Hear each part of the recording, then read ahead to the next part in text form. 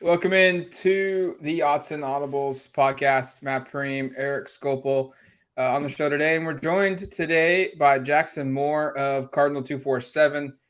Jackson covers the Stanford Cardinal. You're going to get his insight on everything Oregon versus Stanford to preview this upcoming game here in a couple days. Which Jackson, get your coffee, get your pop, get your Red Bull. 8:10 p.m. start. It's listed at 8, but the game notes are even later. 8:10 on FS1. This is going to be brutal.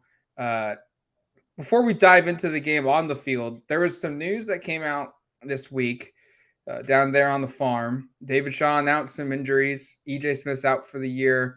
There's been some other guys potentially or questionable for this game. Just can you give us the lay of the land from an injury standpoint and how it maybe impacts things?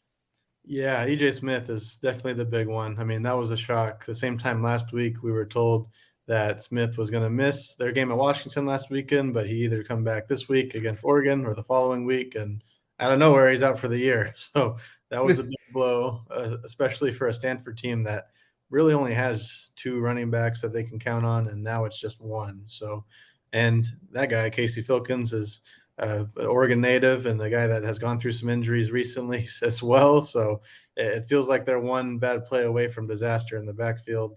But they do feel if they can keep Filkins out there that they can get by.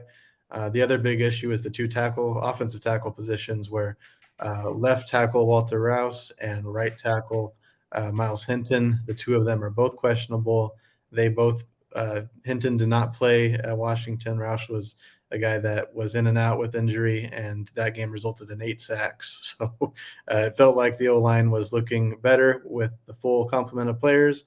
You take away your two starting tackles, I think it's going to be tough for just about any team, and Stanford especially took it hard. So those two players, their availability is going to be big in terms of Stanford's offense and if they can put up a fight. Just like a couple big picture questions for you here.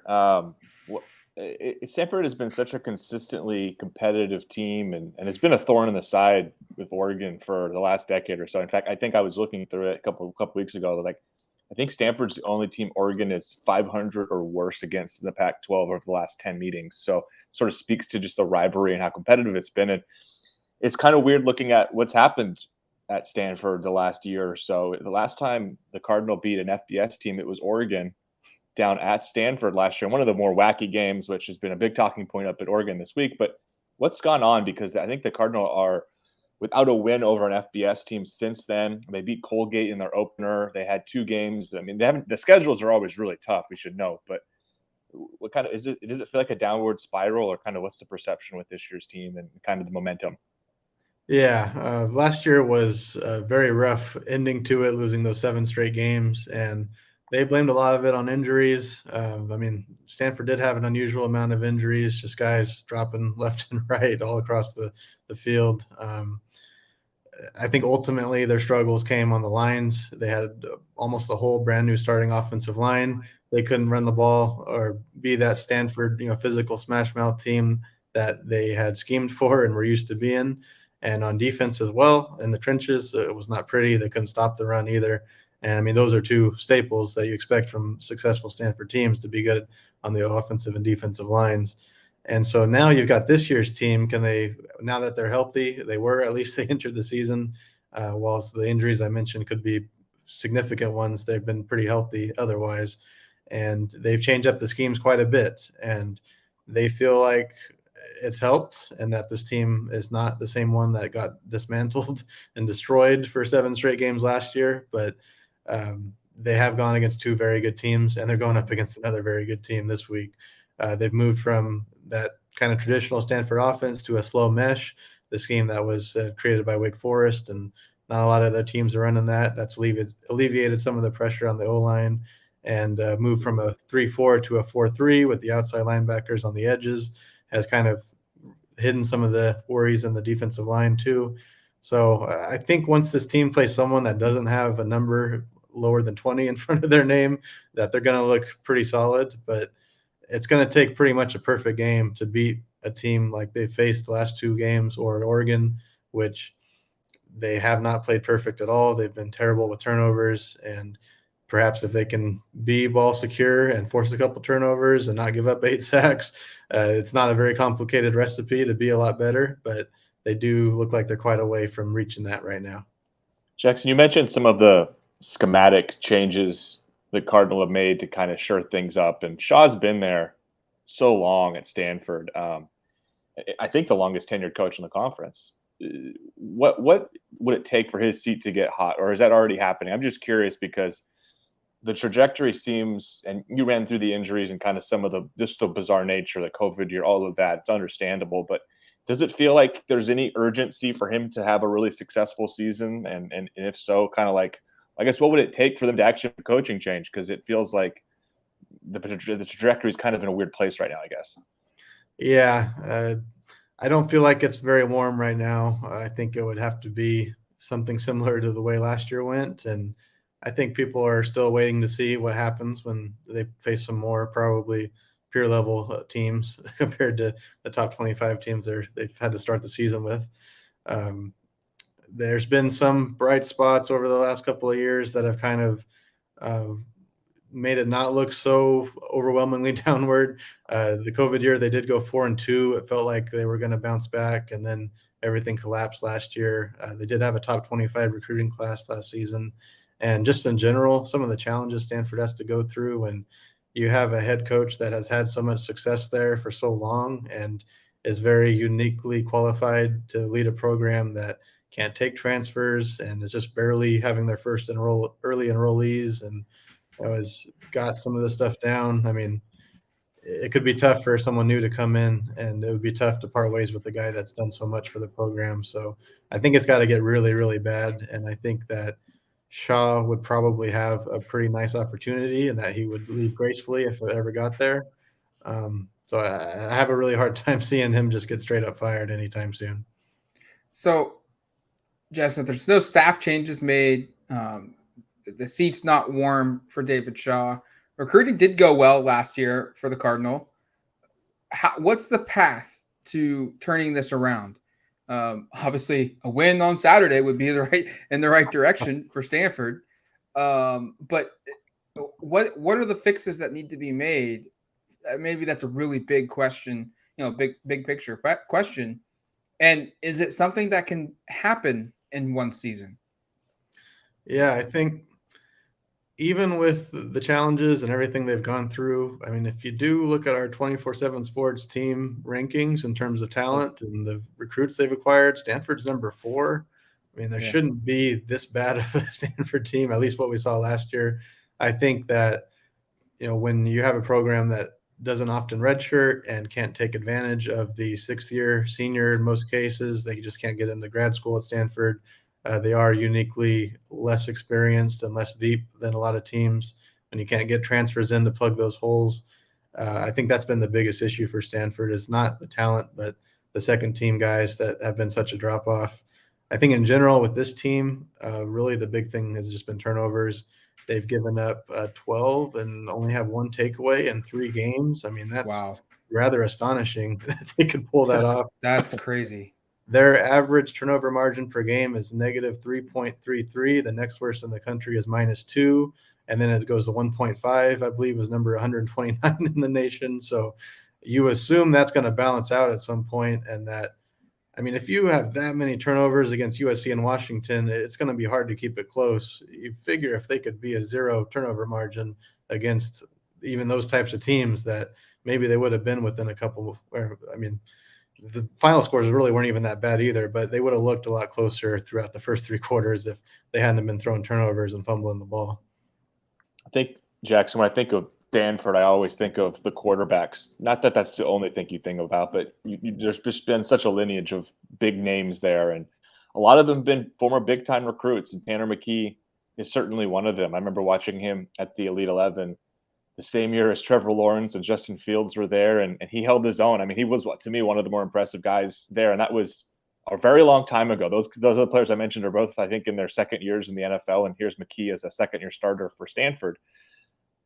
What's the progression been like for him? I know he took a mission, so that's that to the listeners who maybe aren't familiar. That explains why he's still kind of earlier on in his career compared to some of his peers. But what's been the progression there, the maturation, and have you guys seen kind of glimpses yet of what made him such a big time recruit? Yeah, I think, right off the bat, his first 4.5 games, he played very well last year and got the 3-2 record, got the 2 upsets against Oregon and USC, and things were looking really good. And then that's when kind of the pieces around him started to crumble, lost some weapons, some linemen, the defense fell off completely from that point on. So this year has been a little bit of the same. I mean, he's got a brand new offense. He's executing it very well. He's helped lead the change to that slow mesh, and it's really an unusual offense. I mean, you're going to see him and the running back Casey Filkins share the ball for 2, 3, 4 seconds and let the play develop and then decide. So I think it is pretty impressive that McKee is operating this offense and doesn't seem to have taken any step back in any way by running something that we haven't really seen in football to this point.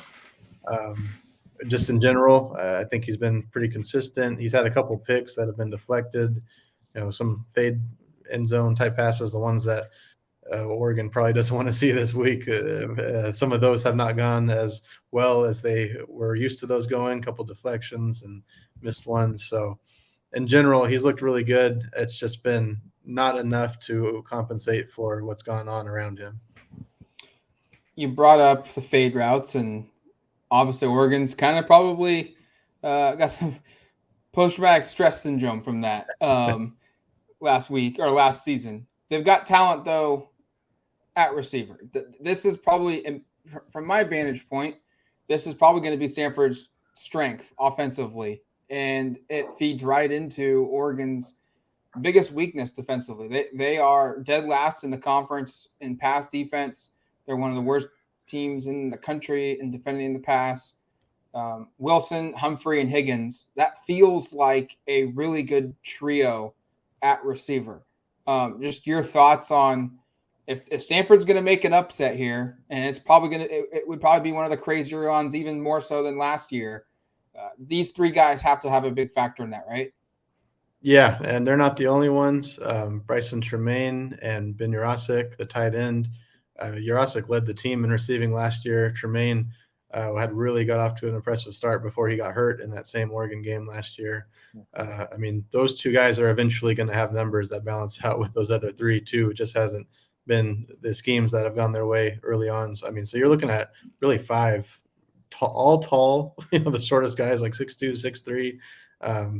Not the fastest group, but they use it to their advantage. They use the size. They're fast enough to get open. And Tremaine was really the only guy that wasn't heavily recruited. He's really surpassed what was expected from him. So when you put those receivers and quarterbacks on just about any team, and they stack up nationally against most, again, they'd have to have the pass protection to take advantage.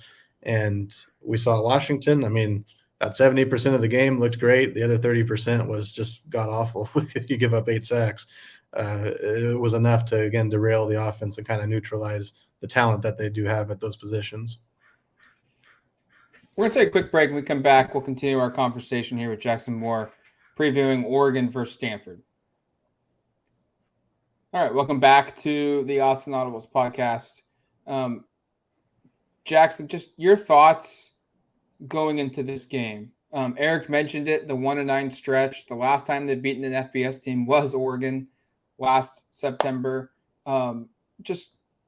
I know Stanford doesn't have this just massive fan base, and but it's a program that they've shown they can sell out games. They've shown that they can have an elite program, and at least in the modern day version of Stanford Cardinal, what's happening right now is unprecedented. We haven't seen this. Just what is the vibe like? What is the overall confidence of this team coming into Saturday's game? Because this isn't normal. This is not what everyone expects Stanford to be like, of a team of, your only win in the last 10 games is against a school named Colgate. Like, that's just unheard of.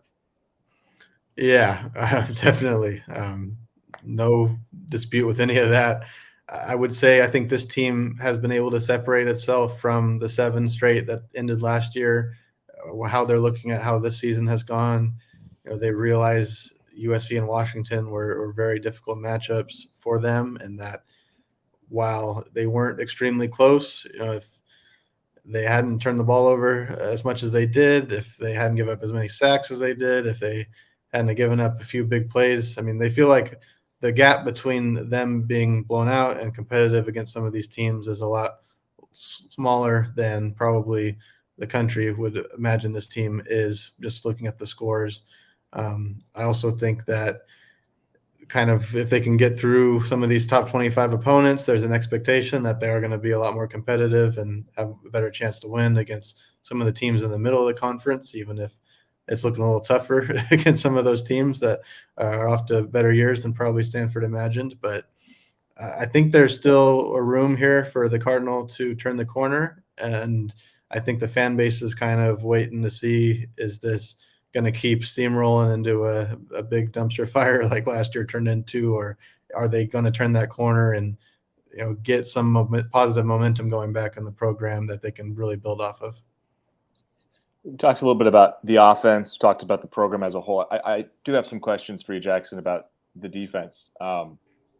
It was unique looking through the stats here, and I think you might correct me if I'm wrong here. I think Stanford's top 7 tacklers are all either seniors or fifth-year seniors. Like, these are all 4- and 5-year players. Several guys who've got 20, 30 starts under their belt. Some of those players have starts at other schools, and Stanford doesn't traditionally take transfers, but Patrick Fields is a guy who was a longtime player at Oklahoma and a big contributor. Oregon actually knows him pretty well. He was the Alamo Bowl MVP, I believe, defensively. So this experience defensively, I know if you look at the stats in the last 2 losses, the opposing offense has put up a lot of points, but does that veteran leadership show up some places? And maybe is there a guy or two that you think kind of is the ringleader of this? Yeah, I think it shows up in the secondary in particular. I mean, if you look at the depth chart, pretty much everyone at linebacker, corner, nickel, safety is a senior or fifth-year guy. They've got more fifth-year guys than they're normally used to having at Stanford. And some of the exceptions they've made for some of them is that, especially at linebackers, they've gone through injuries. They haven't gotten their full 4-year experience really at Stanford. So even though they're older, I don't think the talent and the experience quite shows up as much at linebacker. They do have some leadership. Guys like Levani Demouni and Ricky Miezon are both team captains, but still kind of lacking in that middle layer. But the secondary, I mean, they've got a couple of guys that should be NFL bound. Caillou Blue Kelly at corner is a senior that came back for, I mean, he could have declared for the draft, and many thought he would, but he did come back for that last year, get that degree. Patrick Fields, I mean, that's a boost that they're not used to getting. A guy that any transfer at all really at Stanford is rare. To get someone that has so much experience as him has been a big boost, and he's slid from safety to nickelback. And the other at safety is Jonathan McGill, one of the other team captains. He was one of those critical injuries last year, missed the first 10 games, showed up for the last 2 and got 2 picks. So they've been very happy to have him back, and he's one of those big leaders that they were missing. So it's a little bit of a mix. I think in the secondary, it reflects the kind of sentiment you're saying at linebacker.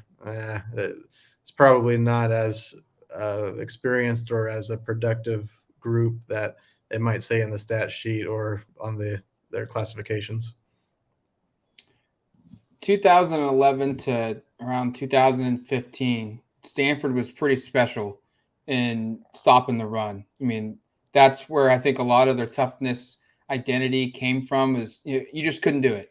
You were not going to be effective. The last 2 years, though, at Stanford, I realized that was a long time ago. They're on the other end of the spectrum. They're in the hundreds for national team defense against the run and yards per play.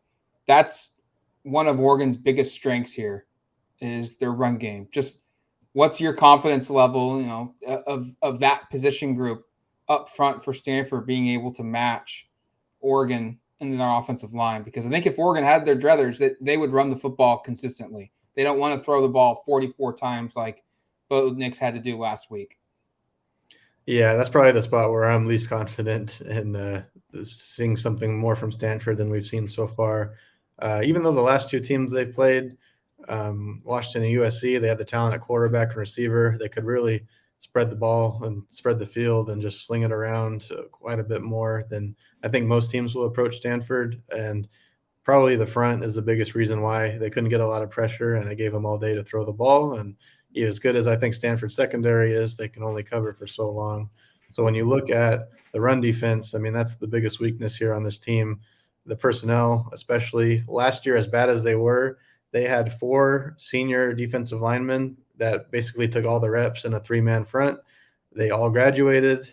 One got drafted. One was an undrafted free agent, and that group was bad. And so now you look at what this team has. They've got really one guy that's played any college football, and he's a junior who's got about 50 snaps before this season. All the tackles are under 270. You've got a true freshman playing a lot of snaps as well in that mix.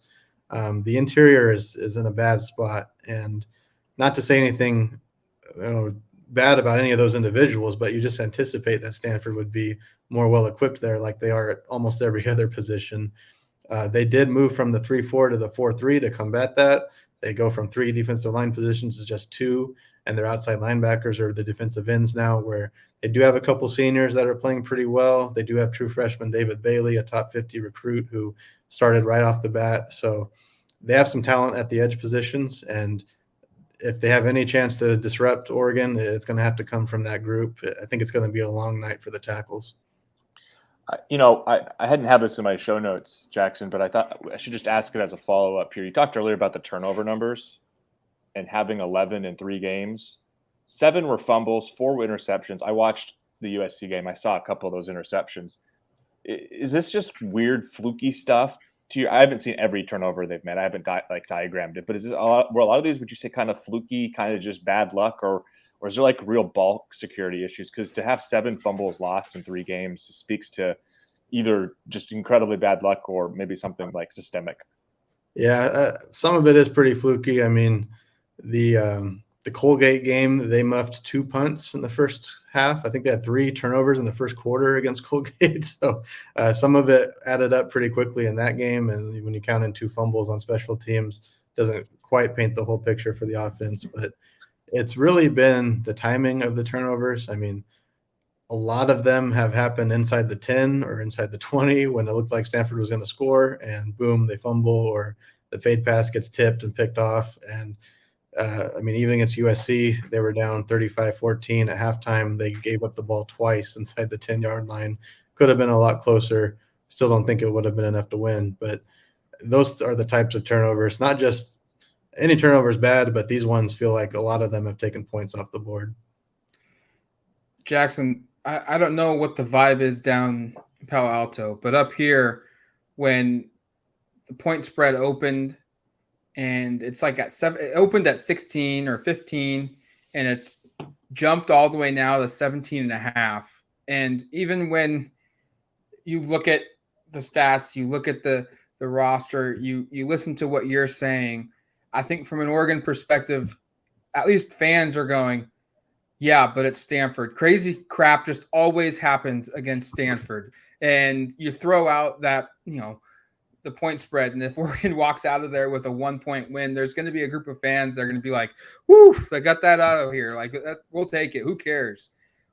Is that same mentality being are you seeing that with Stanford? That, yeah, even though it's a 17.5-point underdog, Stanford's shown that they can be the thorn in Oregon's side year over year, and there's confidence coming into this game.